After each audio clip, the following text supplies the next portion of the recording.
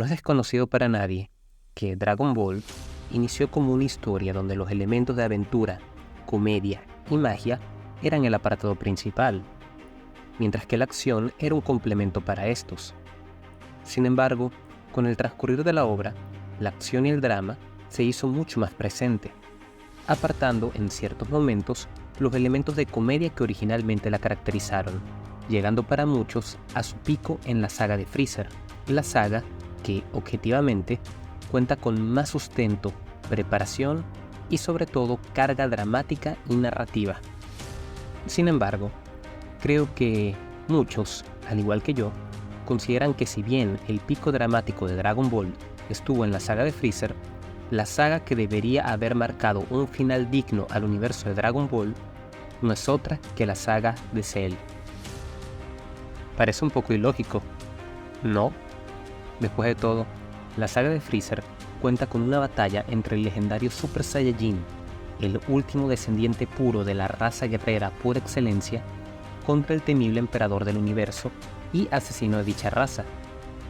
Todo en un planeta deshabitado y al borde de la explosión. Sin duda alguna, es un clímax épico para una saga igualmente épica. Pero contradiciendo la creencia popular, no tendría mucho sentido acabar la historia aquí. Y eso es debido principalmente a los personajes. Si bien Dragon Ball nunca se caracterizó por tener personajes complejos, es innegable que cuenta con personajes carismáticos y entrañables, pero al inicio de su segunda parte, o Dragon Ball Z, se nos presentaron personajes que, honestamente, contaban con una complejidad más grande de la que se nos tenía acostumbrados, como lo son Gohan y Vegeta. Personajes que requerirían más de un solo arco para completar su desarrollo. Personajes cuyas emociones y decisiones romperían la simpleza establecida originalmente en los inicios de la obra. Comencemos con lo obvio. Vegeta, el príncipe de los Saiyajin, se nos introdujo como un personaje soberbio, orgulloso, maquiavélico, ambicioso, un genio entre sus pares con el objetivo de alcanzar la inmortalidad para poder derrotar a Freezer, su emperador, y de esta forma tomar su lugar y conquistar el universo. Sin embargo, en Namek, después de oponerse abiertamente contra el ser que esclavizó a toda su raza e intentar repetidas veces alcanzar la inmortalidad para hacerle frente, Vegeta termina pereciendo contra el emperador del universo, no sin antes llorar de impotencia. En sus últimos momentos, el orgulloso Saiyajin observa a Kakaroto y le suplica que extermine a Freezer, no por él, sino por toda su raza. El orgulloso y egoísta príncipe muere anhelando que uno de los suyos sea el que acabe con el tirano. Simplemente maravilloso. En solo 2 sagas pudimos ver a Vegeta siendo un personaje complejo y sumamente interesante. Si aquí hubiese acabado la historia, Vegeta se hubiese ido como un grande, pero Toriyama tenía planes aún mayores para este personaje. Una vez revivido, Vegeta no cuenta con otro objetivo. El tirano que lo había esclavizado desde su nacimiento estaba muerto. ¿Pero qué iba a hacer ahora el príncipe guerrero? Pues es en este punto donde Vegeta, abiertamente, muestra su deseo de superar a Goku y de alguna forma darle un objetivo a su vida. Vegeta toda la vida había estado a la sombra de individuos más poderosos que él. Ahora, uno de los suyos era el que ocupaba ese puesto.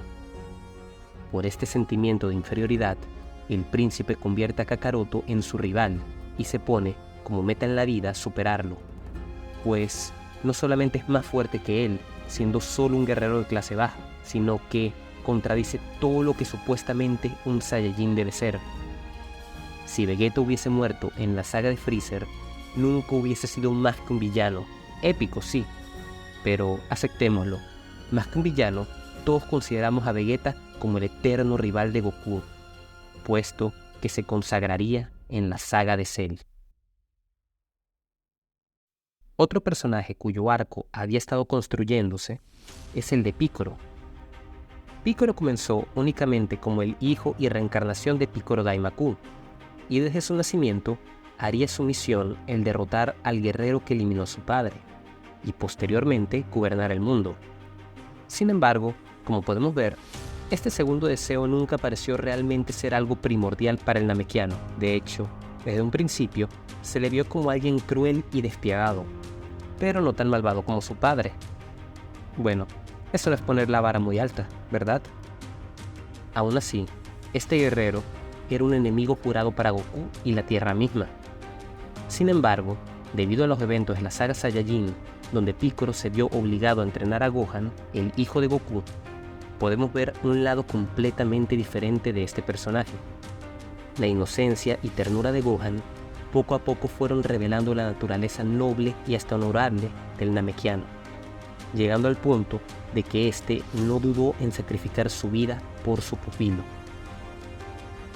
Durante la saga de Freezer, podemos ver un Piccolo más orgulloso como guerrero, pero sobre todo como Namekusei-jin.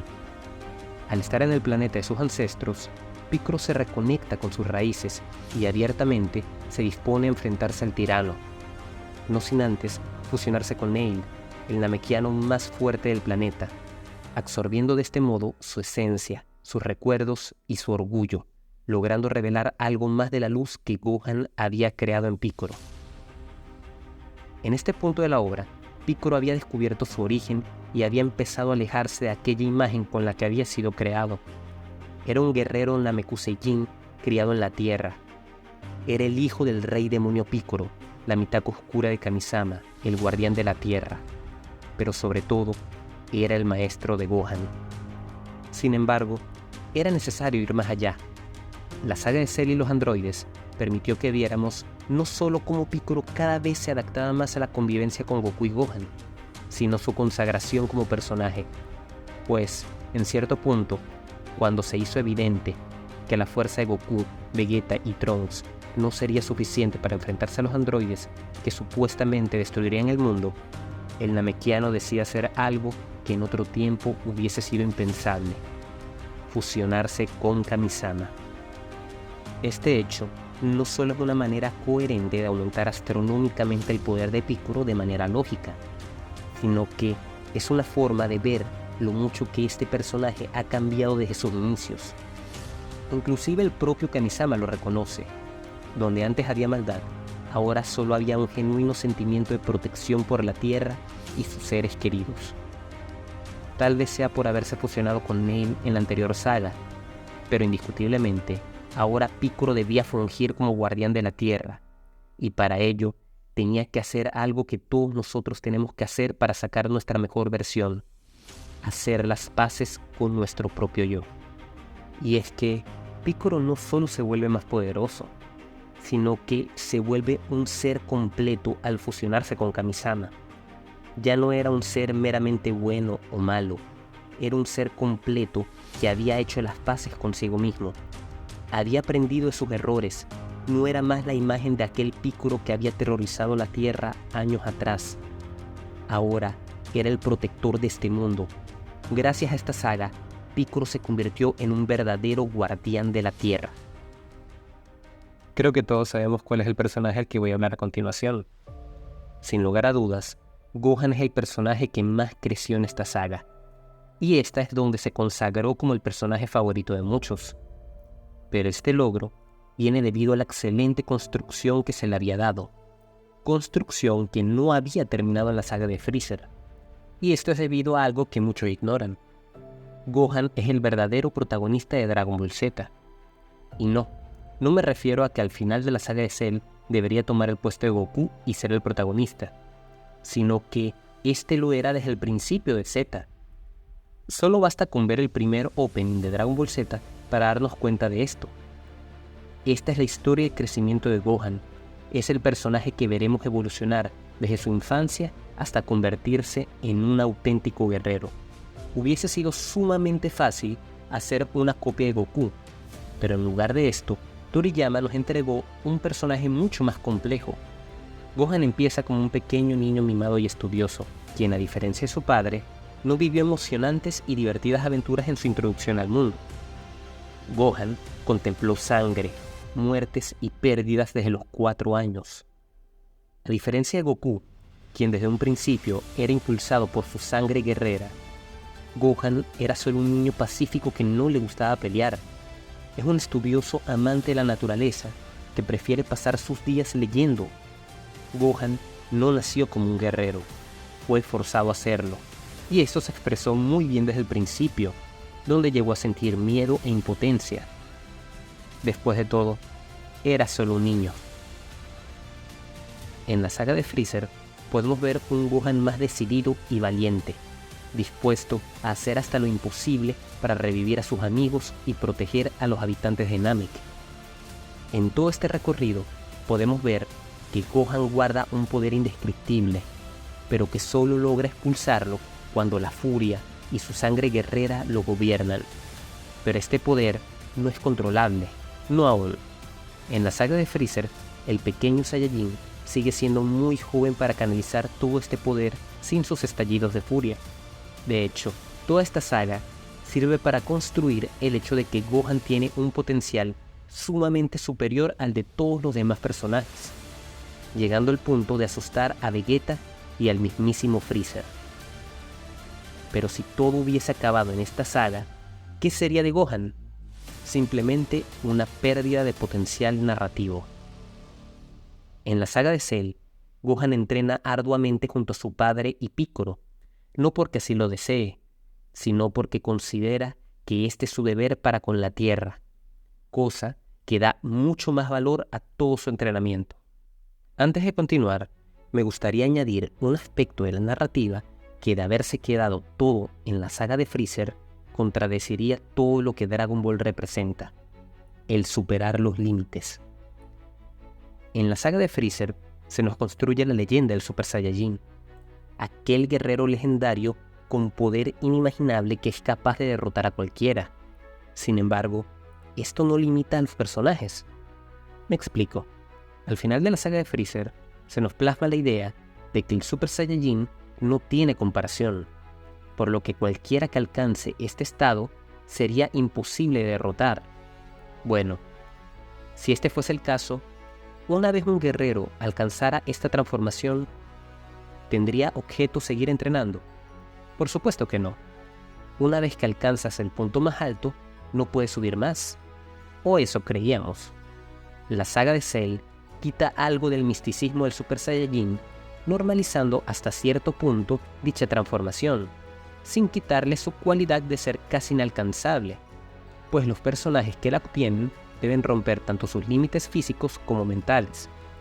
Pero es gracias a esta normalización que nos damos cuenta que el Super Saiyajin, al final del día, es solo un potenciador, uno increíble, pero un potenciador a fin de cuentas. Al ser superados, los Super Saiyajin comprenden esto y trabajan duro para superar la barrera de lo inalcanzable.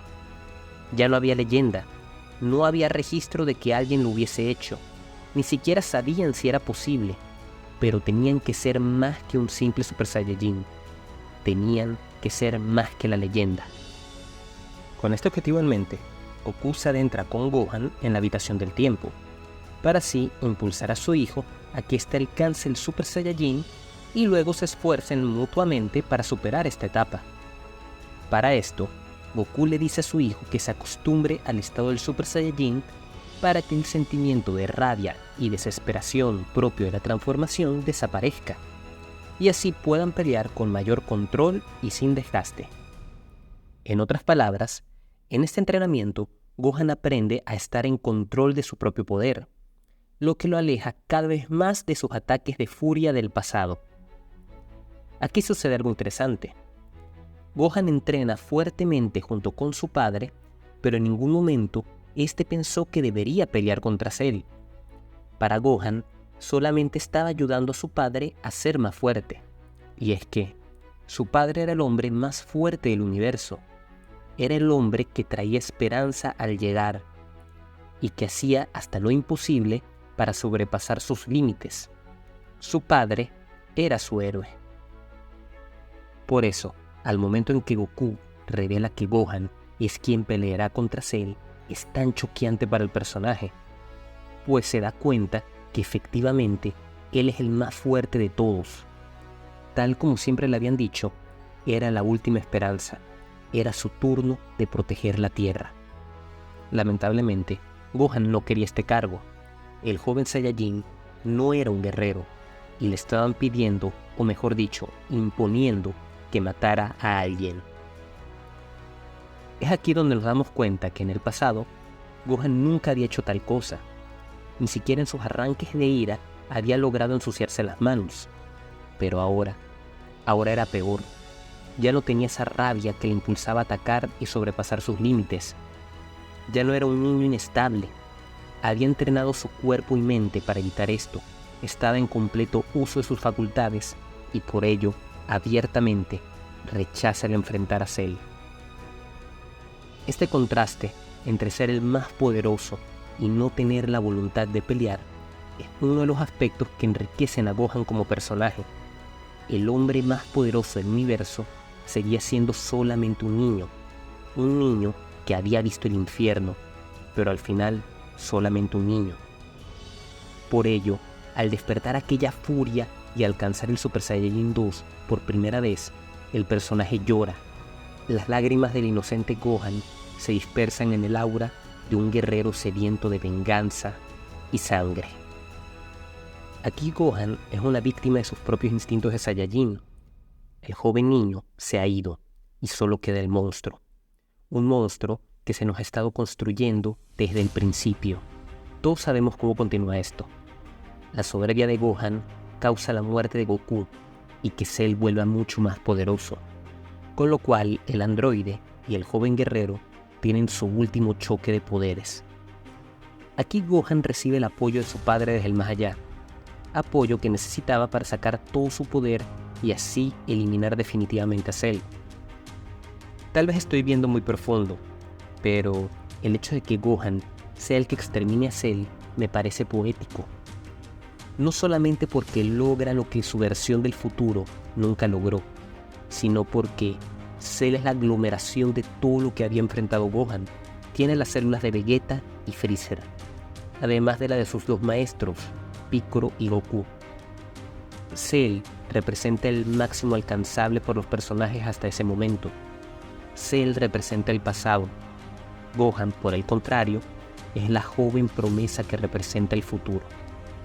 Al finalizar esta saga, Gohan toma el título del hombre más poderoso en el universo, continuando con el legado de su padre y llevando el suyo propio, comprendiendo que ahora ya no depende de nadie.